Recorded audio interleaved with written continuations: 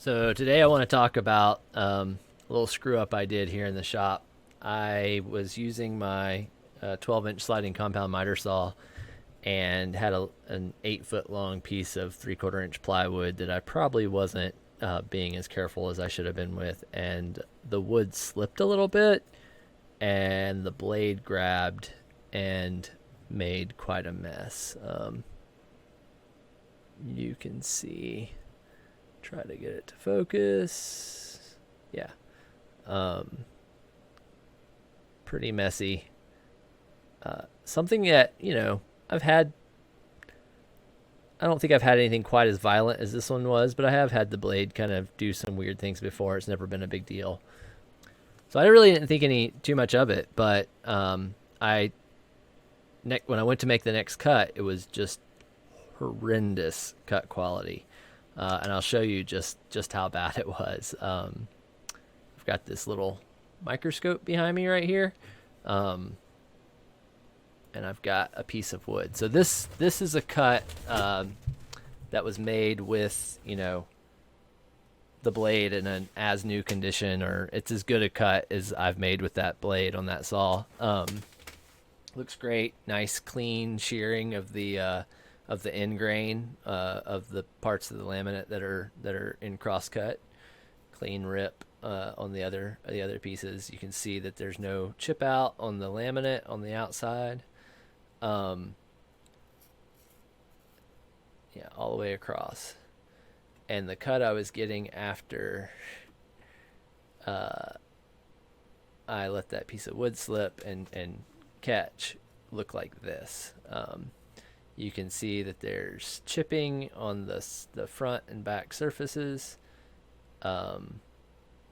The end grain is really rough and coarse, looks almost like sugar, and that's where it's being pulled out instead of sheared cleanly.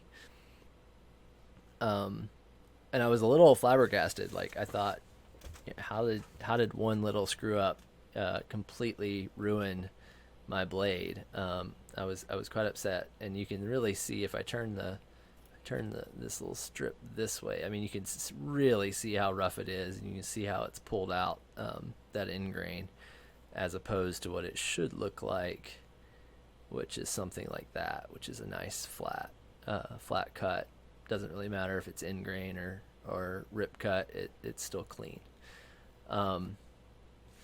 So what I want to talk about is how I fixed it, and I was a little nervous that I had just ruined the blade, that I had broken a tooth, chipped one of the teeth, something like that wasn't going to be fixable, and I had, wasted an almost brand new blade with carelessness. So I took the blade off, kind of went through tooth by tooth looking at it. Everything looked great, no chips, everything looked sharp. I really didn't see anything,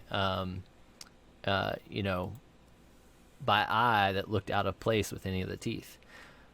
So I decided to try to check one more thing, which was I took the blade over to the flattest surface in my shop, which is a granite block, and laid it flat on that granite block, which was about that big. So only a few teeth on either end were in contact at any given time.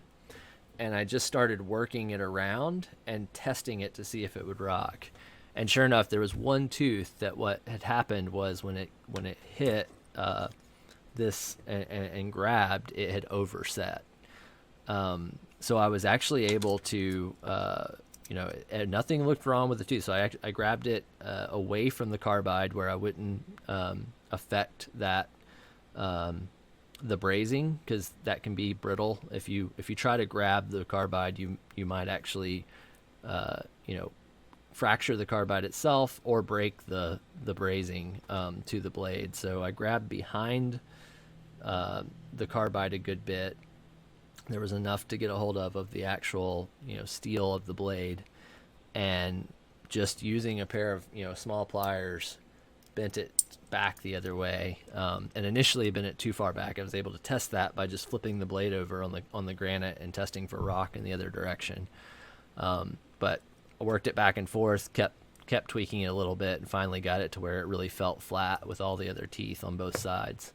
And the cut that we were looking at, that was the better quality cut on the microscope, actually was made after I repaired it. So pretty happy with that. I don't know how much information there is out there about fixing saw blades, but and I wish I had recorded some of that when I was doing it, but I didn't know if I was going to be able to fix it or not. So I was just trying to figure out if I had, wasted $100 on a blade, or if it was if I was going to get some more usable lifetime out of it. But anyway, this helps you. I think it's a pretty good way to check the teeth, check the set with no instruments. I didn't have to use an indicator. Didn't use any,